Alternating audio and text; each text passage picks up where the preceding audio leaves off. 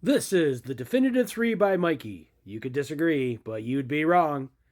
DC's best movies. Now, DC is a totally different beast than Marvel. Marvel built one giant connected story.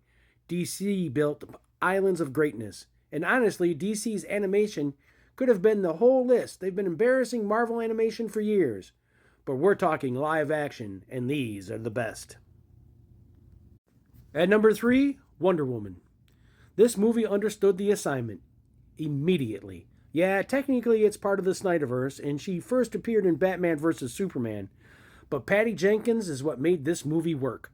She understood Wonder Woman wasn't just about action, it wasn't about anything but hope, compassion, and inspiration. And we get to that trench scene, it's one of the greatest superhero moments ever filmed. Because Diana knows she could probably stop the whole war by herself, and does it. That's what heroes are supposed to do: move, fight, and help people. And Gal Gadot brought exactly the presence this character needed. At 2, Superman 2. Or honestly, Superman Continuation. Because the first two movies basically feel like one giant story.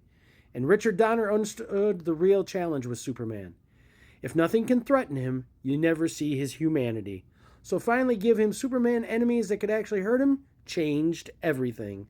Now, Clark has fear, sacrifice, and consequences, and Christopher Reeve still might be the greatest superhero casting ever because he made Clark Kent feel just as real as he did Superman, and that's the key.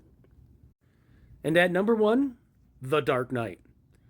Still the greatest superhero movie ever made, in my opinion. And that's crazy, as Iron Man came out earlier that year, and I thought, that's the greatest superhero movie ever made. Then The Dark Knight came out and immediately took the spot.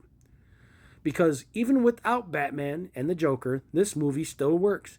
It's a crime epic, a police drama, and a story about people trying to hold society together while the world completely loses its mind. And everybody understood the assignment. Bale, Oldman, Eckhart, Freeman, and Kane all crushed it. Then Heath Ledger delivers one of the greatest performances in movie history. Perfectly cast, perfectly acted, perfectly directed. And Nolan understood CGI should enhance the movie, not become the movie. That's why it still feels real today. And that's why it hits the way it does. And that's why it's number 1 for DC. That's the Definitive 3. Yeah, I know what you're thinking.